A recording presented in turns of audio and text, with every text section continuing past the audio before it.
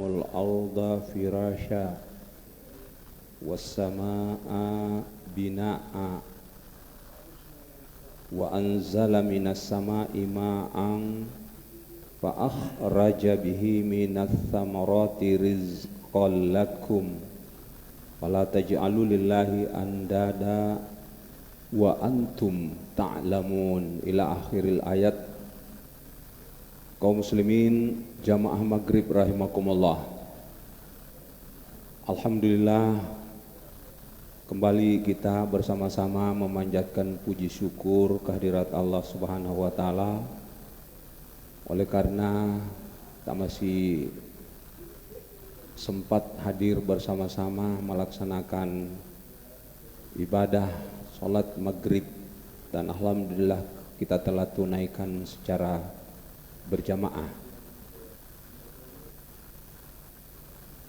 Lagi pula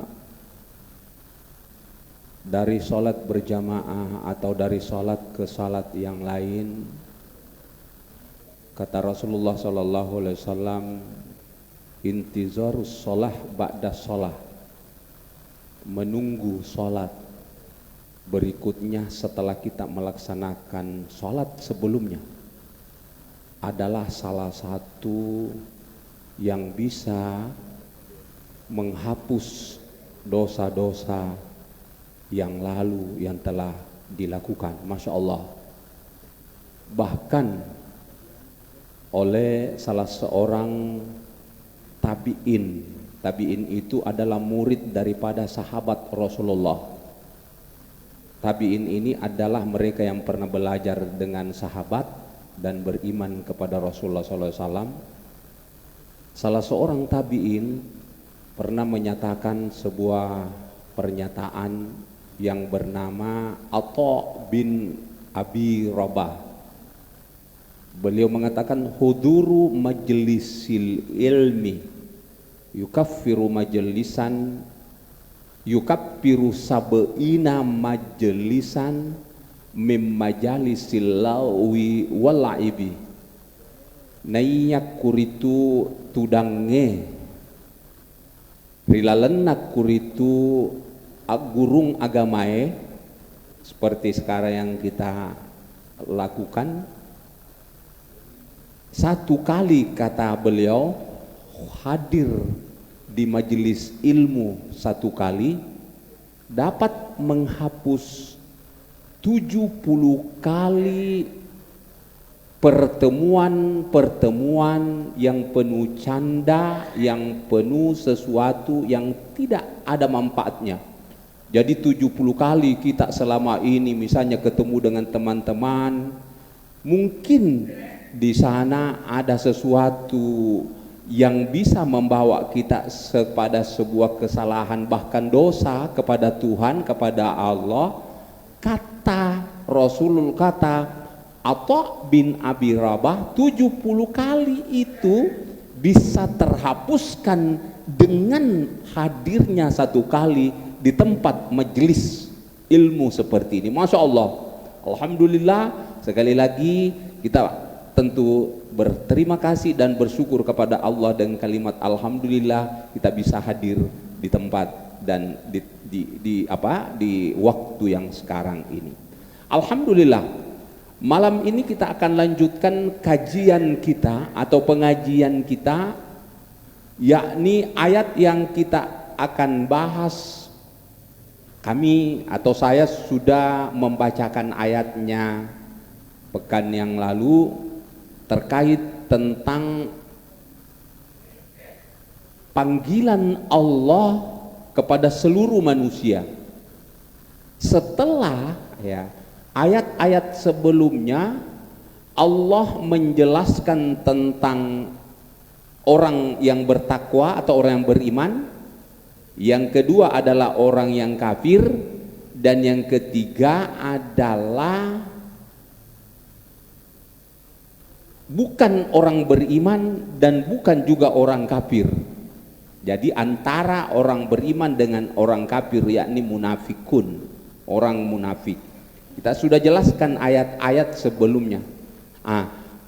Malam ini atau setelah itu Setelah Allah menjelaskan tentang predikat, sifat-sifat, dan juga apa yang akan diraih oleh orang yang beriman, orang yang bertakwa, begitu juga orang kafir, sikap dan sifat mereka, dan juga dilanjutkan dengan kaum munafikun, maka Allah melanjutkan ayatnya dengan panggilan Allah kepada seluruhnya, bukan hanya orang yang beriman, bukan hanya orang kafir, tapi juga termasuk di dalamnya orang beriman, orang kafir, dan orang yang mengaku beriman tapi tidak beriman. Ini kenapa Allah kembali memanggil semuanya, bukan hanya orang yang beriman?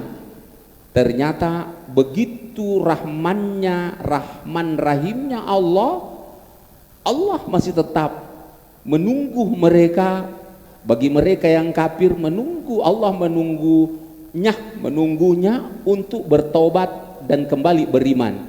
Begitu juga adalah orang munafik. Mari kita lihat. Bismillahirrahmanirrahim. Ya ayuhan nas, wahai seluruh manusia, u'budu rabbakum alladzi khalaqakum walladzina min qablikum la'alakum tattaqun. Wahai manusia, sembahlah Tuhan kalian, Rabbakum. Nanti kita akan lihat kenapa Allah tidak menyebutkan u'budullaha, sembahlah Allah, tapi yang digunakan oleh Allah kalimat u'budu rabbakum, sembahlah Tuhan kalian, ya, yang telah menciptakan kalian dan juga yang telah menciptakan orang-orang atau generasi sebelum kalian. Apa yang dimaksud di sini kalimat atau perintah menyembah Tuhan? Kalau di dalam tafsir di sini disebutkan bahwa ubudu wahidu rabbakum, esakanlah Tuhan kalian. Esakan, mengesakan Tuhan. Tentu saja adalah menyembah Tuhan, menyembah Allah secara benar. Oleh Pak Quraisy Shihab di dalam tafsir beliau, pada saat beliau menafsirkan kalimat u'budu, sembahlah Tuhan kalian, kata beliau paling tidak ada 3 hal yang terpenuhi, yang harus dipenuhi, yang harus dimiliki oleh seseorang yang mengatakan dirinya sebagai menyembah Allah. Jika orang yang mengaku dirinya sebagai orang yang menyembah Tuhan itu benar-benar dia menyembahnya. Jadi ada 3 komponen, ada 3 yang harus terpenuhi kepada atau yang dimiliki oleh orang yang mengaku dirinya menyembah Tuhannya, dan dia pada saat dia memiliki 3 hal itu, maka dia sudah tepat namanya, sudah dikatakan menyembah secara hakiki, secara benar. Apa itu? Orang yang menyembah Tuhan, menyembah Allah, ini yang pertama, dia harus meyakini apa yang ada dalam genggaman dia, ya, kesempatan, apalagi umur, kesehatan, dan seterusnya dan seterusnya, apalagi harta misalnya, dalam artian bahwa apa yang kita miliki menurut kita bahwa ini adalah milik saya, ini adalah kepunyaan saya, pada hakikatnya jadi dia harus mengakui itu, bahwa itu semuanya adalah hakikatnya milik Tuhan yang dia sembah. Si pada agasanaro atae yero atae kang degaga puna-puna ngena, semua itu adalah milik Tuhannya.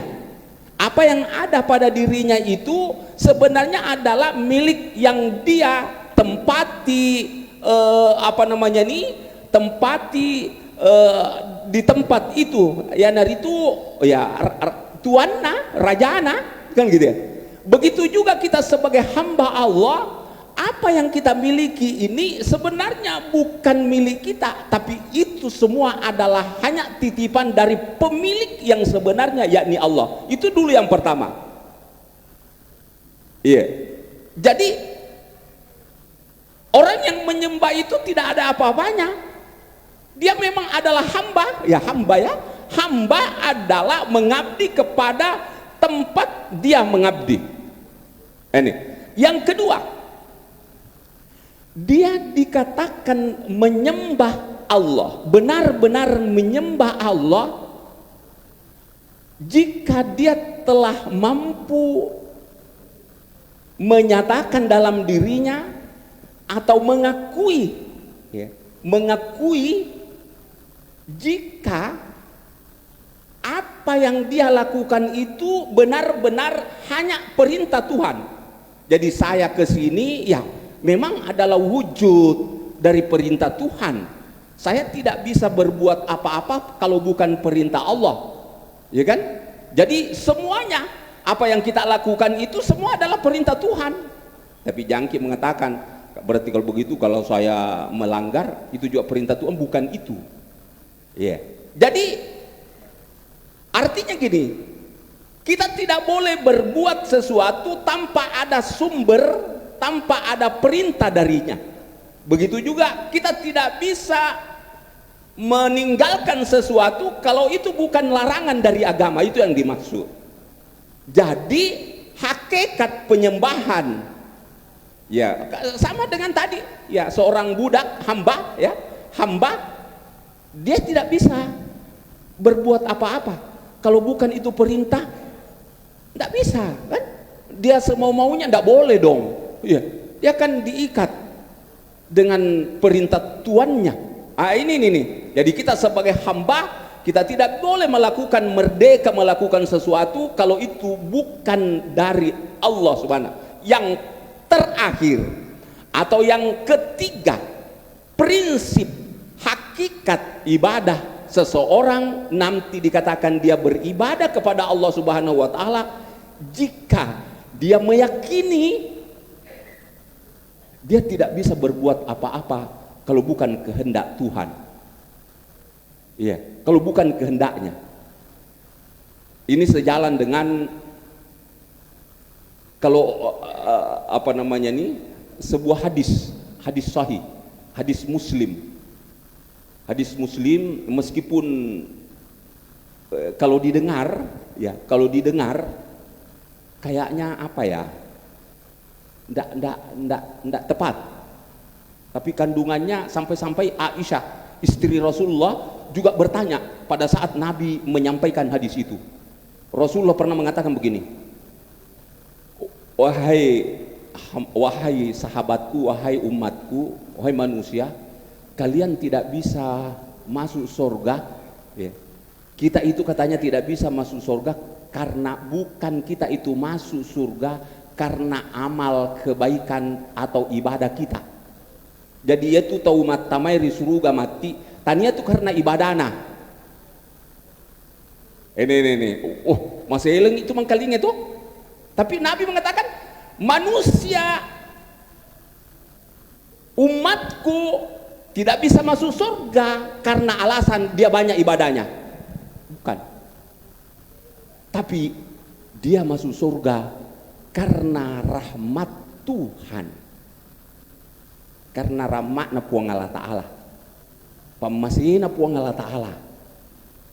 Sampai-sampai Aisyah istri Rasulullah bertanya langsung kepada Nabi, ya Rasulullah, apakah juga kamu, Anda kan dijamin masuk surga, apakah kamu itu masuk surga bukan karena amal ibadahmu tapi karena rahmatmu? Oh iya dong, da ule mutama suruga kalau bukan pamasena puang Allah Ta'ala. Itu sejalan dengan ayat ini, dengan penafsiran ulama tadi mengatakan pada saat kita berbuat sebuah kebaikan, maka kita yakini dalam diri kita, saya tidak bisa berbuat apa-apa tanpa itu bukan dari Allah Subhanahu wa taala. Itulah sebabnya ada dua ayat yang menyebutkan tentang itu. Dalam surah Al-Insan juga ada, kemudian juga di dalam surah apa ya, dalam juz Ammah, di sana dikatakan salah satu diantaranya, wa ma tasyauna illa ayyasha Allahu rabbul alamin. Anda tidak bisa melakukan apa-apa, bahkan dalam dalam terjemahan yang lain, Anda tidak bisa berkehendak apa-apa kalau itu bukan kehendak Allah. Ini. Jadi semua apa kita harus yakini, kalau kita hadir di tempat ini itu sebenarnya adalah rahmat Tuhan kan? Terlalu sombong ini, terlalu sombong kita kalau kita mengatakan saya itu datang di masjid raya ini ya karena kekuatanku. Oh, ini sombong sekali kita. Betul. Pertanyaannya, siapa yang memberikan kita kekuatan? Tentu Allah. Nah, berarti kalau begitu kembali ke Allah. Pamasena puang Allah Ta'ala sehingga kita bisa berbuat baik. Berarti kalau begitu kita bisa buat baik karena rahmatnya, karenanya kita bisa masuk dalam rahmat Allah karena juga rahmat Allah pula. Nah, itu ya. Jadi tepat sekali. Maka keyakinan kita harus hadirkan dalam hati kita bahwa saya melakukan sesuatu itu karena memang Allah yang memberikan kekuatan, kemampuan atau kesempatan untuk itu. Nah, itu ya.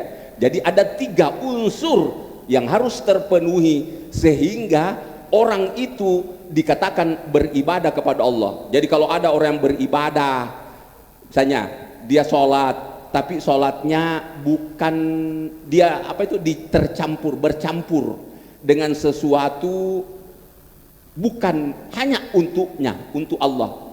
Dia beribadah karena misalnya mesiri-siri ke tetanggana, nasabak tetanggana rajing, gitu, maka dia juga hadir, ya kan? Maka dia tidak bisa dikatakan ibadah menurut Pak Quraisy, ya, menurut 3 unsur tadi. Kenapa? Oleh karena dia melakukan sesuatu bukan hanya untuk Allah Subhanahu wa Ta'ala. Begitu juga dia misalnya melakukan sesuatu mengorbankan apa yang dia miliki karena memang itu adalah miliknya. Ya jangan dulu ya, itu bukan milik kita. Tapi itu semua adalah titipan. Pemilik hakiki adalah hanya Sang Khalik, Sang Pencipta, apa yang dia kehendaki. Itu ya. Jadi ini ya Yuhannas, wahai sekalian manusia, ubudu rabbakum, sembahlah Tuhan kalian. Kenapa Allah mengatakan ubudu rabbakum, sembahlah Tuhan kalian? Kenapa Allah tidak langsung mengatakan ubudullah, padahal yang dimaksud oleh Allah adalah Allah. Ubudullah, sembahlah Tuhan kalian. Kemudian ada yang bertanya, siapa Tuhan kita? Siapa Tuhannya Muhammad? Siapa Tuhan manusia? Maka Allah menyebutkan Tuhan manusia yang wajib disembah adalah Tuhan yang pencipta, allazi khalaqakum, yang menciptakan kalian. Itulah sebabnya itulah sebabnya ayat pertama turun, bahkan kalau menurut ahli tafsir ya, ulumul Quran ya, ilmu Al-Quran itu ternyata ada setiap ayat-ayat yang pertama turun di Mekah, mulai ayat pertama, ayat kedua, ayat ketiga, ayat keempat, itu tidak pernah Allah menyebutkan dirinya dengan namanya sendiri, dengan Allah. Coba kita lihat ayat pertama turun kan surah Al-Alaq, Iqra bismi rabbikal ladzi khalaq, khalaqal insana min 'alaq, Iqra wa rabbukal akram alladzi 'allama bil qalam, 'allamal insana ma lam ya'lam. Ada 5 ayat yang turun di dalam ayat pertama pada saat Rasulullah berada di Gua Hira. Apa artinya itu? Mari kita lihat. Iqra bismi rabbikal ladzi khalaq. Muhammad, bacai nasaba asna puammu, puang yang menciptakanmu, yang pancajengekko, ya, alladzi halakal insana min alaq, yang menciptakan manusia dari sesuatu yang melekat atau sesuatu yang tergantung, ketergantungan, ya, gumpal darah lah kalau dalam terjemahan, segumpal darah. Alladzi halakal insana min Iqra, bacalah ya Muhammad, baca Muhammad, wa rabbukal akram, puammu kuritu puang yang maha mulia. Jadi ada dua kali Allah menyebutkan kata Rabbun, ya, kata Rabbun di situ tanpa Allah menyebutkan namanya, yakni Allah. Allah tidak langsung mengatakan, Muhammad, ikra bismillah, baca ya asna puang Allah Ta'ala, enggak. Tapi Rabbuka, ikra wa rabbuk, baca Tuhanmu, bacalah nama Tuhanmu Muhammad. Nah, oleh ulama tafsir menyebutkan bahwa kenapa Allah tidak menyebutkan langsung nama dirinya dengan kalimat Allah, ikra bismillah, bacalah dengan nama Allah, tapi Allah mengatakan ikra bismi rabbik, bacalah dengan nama Tuhanmu. Ternyata ini adalah untuk memperbaiki akidah umat pada saat itu. Pada saat awal turunnya ayat, manusia itu Pak, orang-orang Arab, ya, bangsa Arab Quraisy, mereka itu menyembah dengan sesembahan Tuhan yang macam-macam puanna. Ada yang dia sembah Lata wal Uzza, ada yang menyembah berhala, ada yang menyembah Yesus, ya, menurut mereka. Dan dia juga menyembah Allah. Sekali lagi, dia juga menyembah Allah. Cuma Allahnya mereka yang dia sembah, Allah itu punya anak. Itu yang berkembang pada saat ayat pertama turun, ayat awal turunnya ayat.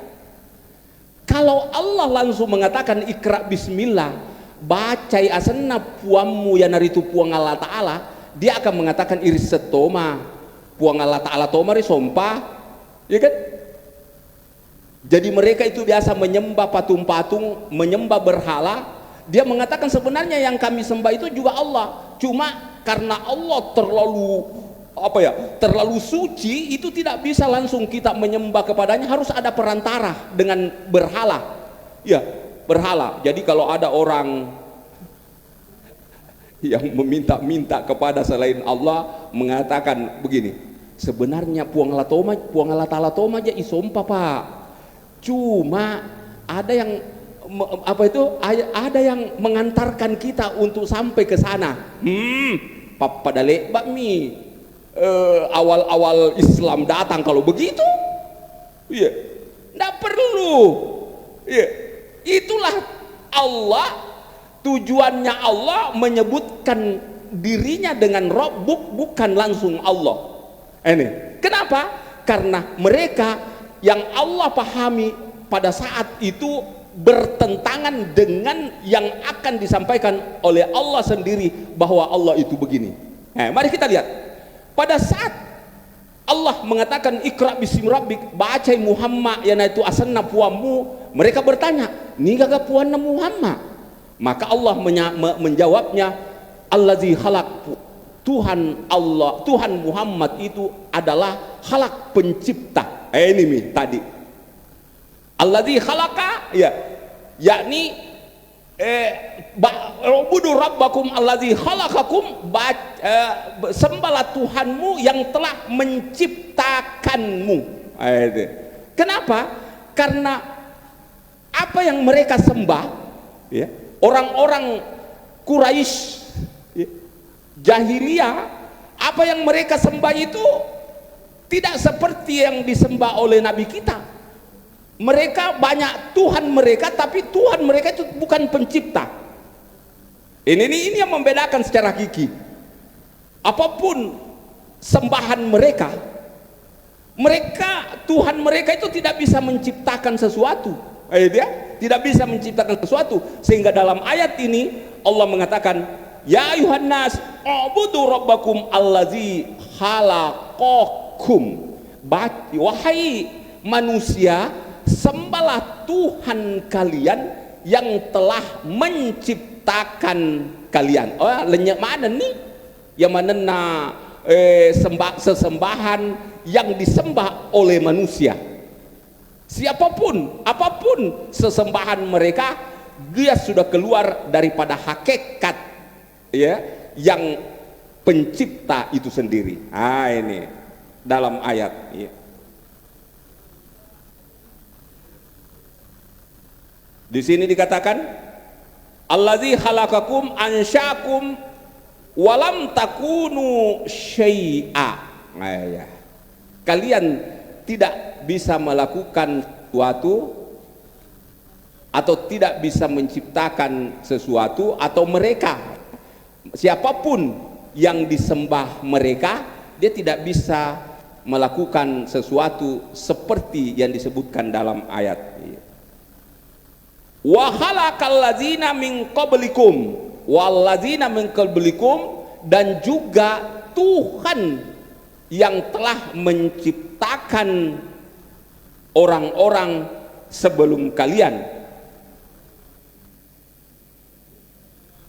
la'allakum tattaqun, agar supaya kalian semakin dekat, semakin takut dengan Allah Subhanahu wa taala. Dalam bahasa Arab ya, dalam bahasa Arab ya, bahasa Arab itu kalau bicara tentang makna la'alla ya, makna la'alla dalam bahasa Arab itu artinya semoga, moga-moga, semoga. Kalau la'alla itu maknanya adalah semoga kalian bertakwa, berarti tidak pasti dong. La'alla itu, semoga itu kan adalah kata harapan. Itu harapan. Sarekuam mengi itu harapan, sarekuam mengi nalangi puang Allah Ta'ala sifat mitau laurialena, berarti tidak pasti, belum tentu, tapi itu menurut ya. Dalam ayat ini la'allakum tattaqun, di sini dikatakan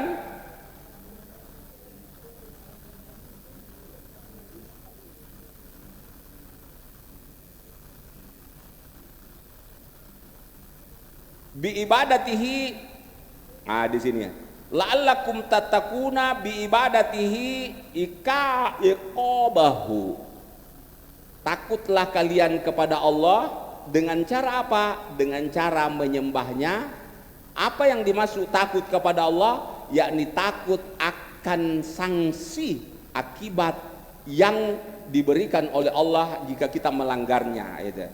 Katalah Allah di sini katakan wala Allah, katalah Allah fil asli, secara ya menurut asalnya ya, asalnya makna asal ya, makna asal dari kata la Allah itu dalam bahasa Arab litaraji, adalah maknanya pengharapan, mengharapkan sesuatu, semoga ya, semoga. Tapi karena Allah yang mengatakan demikian, wa fi kalamihi ta'ala, jika itu adalah kalam Tuhan, firman Allah ya, karena ini adalah firman Tuhan, adalah litahqiq, adalah untuk sebuah kepastian. Maksudnya begini, Allah mengatakan sembahlah aku, kata Allah ya, sembahlah Tuhanmu, di mana Tuhan itu yang menciptakan kalian dan juga menciptakan orang-orang sebelum kalian. Dengan menyembahku, kata Allah, kalian akan diantar oleh ketaatan kepadaku untuk apa? Bertakwa kepadanya ya, la'allakum tattaqun. Jadi ternyata menyembah Allah ya, dengan secara benar ya dan tepat secara baik dan benar, seperti yang kita sebutkan tadi, bahwa ada 3 unsur yang harus terpenuhi orang tersebut sudah dikatakan sebagai beribadah pada hakikinya, ya, secara hakikat. Ya, jika kita telah mampu melakukan itu tadi, menghadirkan 3 prinsip tadi, maka Allah menjamin kita semakin dekat dengannya. Ya, kalau kita dekat dengannya, ya apa yang kita minta pasti, ya sudah pasti, ya sudah pasti Allah mengabulkan, Allah memberikan, ya kan? Ya, jadi kalau kita menjauh, ya bagaimana mungkin Allah memberikan apa yang kita inginkan. Jadi setiap kita memiliki keinginan dan ingin dikabulkan oleh Sang Maha Pemberi, maka ya dekati dong, dekati Allah. Caranya bagaimana? Ya beribadah kepadanya. Bagaimana cara beribadah kepadanya? Nah, itu tadi dengan 3 unsur tadi. yakni apa yang kita miliki ini bukan milik pada prinsipnya bukan milik kita secara hakiki, tapi itu semua adalah hanya titipannya Allah. Kemudian apa yang saya lakukan ini adalah merupakan wujud daripada melaksanakan perintahnya, dan juga saya tidak bisa berbuat apa-apa tanpa kehendaknya. La haula wala quwata illa billah. Ya, itulah sebabnya pada saat muazzin mengumandangkan azan dengan kalimat hayya 'alas shalah, jawabannya la haula wala quwata illa billah. Begitu juga hayya 'alal falah. Ya, hayya 'alas shalah, mari kita sama-sama berjamaah, kan? Mari kita sama-sama sholat. Jawaban kita apa? La haula wala quwata illa billah. Saya tidak bisa hadir tanpa kehendak dan tanpa kekuatan dari Allah Subhanahu wa taala, tanpa daya dan upaya dari Allah. Itu iya. Kemudian hayya 'alal falah. Setelah kita sholat, kita akan meraih kemenangan. Kemudian kita jawab kembali, Masya Allah, la haula wala quwata illa billah. Masya Allah. Jadi itu sebenarnya kalimat seperti itu, la haula wala quwata illa billah, adalah kalimat rendah diri dari seorang hamba. Dia mengakui dirinya bahwa tidak ada apa-apanya di mata Allah Subhanahu wa taala, ya kan? Jadi meskipun dia sudah berhasil, ya, sudah berhasil di sebuah prestasi, tetap dia mengatakan la haula wala quwata illa billah, ya kan? Ya, la haula wala quwata. Saya tidak bisa berbuat apa-apa, saya tidak bisa hadir melaksanakan perintahnya kalau itu bukan izinnya. Masya Allah. Ya. Selanjutnya,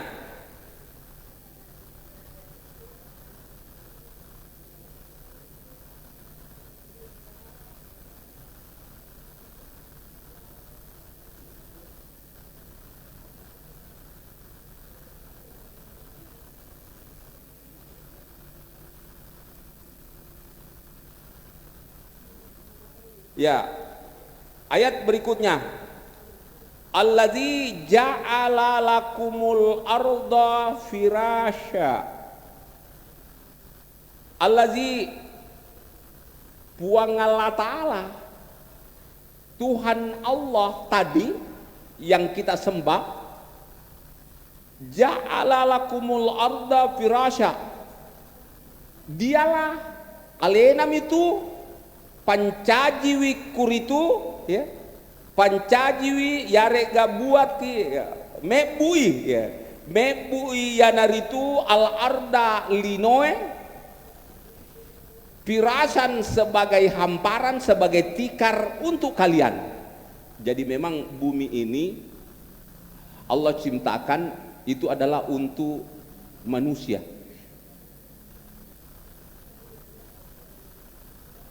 Kalau ditelusuri atau diteliti, ya, kalau menurut ilmu bumi, ilmu alam, bumi itu kan bulat, ya, dan dia bergerak terus. Tapi kok kenapa kita tidak pernah merasakan gerakan bumi, gerakan tanah? Padahal, dan kenapa bumi itu datar menurut ayat ini? Padahal temuannya menurut ilmuwan mengatakan bumi itu bukan hamparan, bukan datar, tapi dia ini. Dan kencangnya begitu kencang. Tapi kenapa? Ini adalah tidak ada tujuannya kecuali bagaimana manusia itu bisa bisa mendapatkan kenyamanan dari bumi sebagai hamparan, sebagai tikar tadi. Jadi liwat metode tempo tak ini rupa tawe rialangi ripuang Allah Ta'ala berbagai macam sarana dengan secara mudah untuk beribadah kepadanya, tapi kita memanfaatkan kemudahan-kemudahan sarana fasilitas yang Allah berikan yang tidak diberikan oleh makhluk lain kepada makhluk lain, tapi justru Allah memberikan hanya untuk kita. Untuk apa? Dalam tujuannya adalah bagaimana kita merasa nyaman untuk beribadah kepadanya. Tapi kesalahannya kita gunakan sarana yang Allah berikan itu ya banyak macam-macamnya. Banyak orang menggunakan sarana itu dengan secara mudah, tapi untuk melawan pencipta. Pada lebai misalnya ini kira-kira tomatoa dek nama cai nareko sedie anak yeliangi kendaraan ritomatoanna untuk apa? Untuk joka masikolah napa kegunai yero kendaraan sapeda ya rega motoro sarekuam mengi napa kegunai napake kuritu supaya lancar i sikolana, lancar i kuliana. Ternyata yero lapongana wetunna napake motorona justru nasale sikolae, nasale kuritu kiu kuliana kira-kira niga tomatoa de nama cai. Kamakoro. Sama dengan ayat ini, semua yang Allah berikan dengan mudah untuk dipakai, kata Allah, ya sebenarnya tujuannya adalah bagaimana mereka para semua manusia itu, hambaku itu dengan mudah beribadah kepada aku. Itu ji anunya, ya wa ma khalaqtu jinna wal insa illa liya'budun, kan. Aku tidak ciptakan kalian wahai jin dan manusia kecuali untuk beribadah kepada aku. Dengan perintah beribadah itu tadi, maka Allah memberikan rasa nyaman, mudah dikelola alam ini. Seandainya Allah tidak menundukkan bumi alam ini, ya tidak bisa kita hidup dengan nyaman di atas bumi, Pak. Tidak bisa. Iya, tidak bisa. Dalam ayat Al-Quran yang lain, ya bumi itu sebenarnya dalam surah surah Bara'ah, ya surah Al-Mulk, ya bumi itu sebenarnya seperti seperti kuda gini, jalan begini. Tapi Allah menghilangkan semua itu demi untuk kenyamanan kita beribadah kepadanya. Ini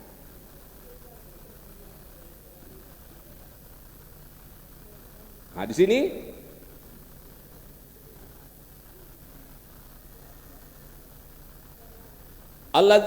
allazi ja'ala lakumul arda firasya, dialah Tuhan yang menciptakan untuk kalian bumi ini sebagai hamparan, ya tikar ya, halon bisata sebagai hamparan, sebagai tikar, la gaya fi salabihi au aluyunati fala yumkinul istiqrari alaiha.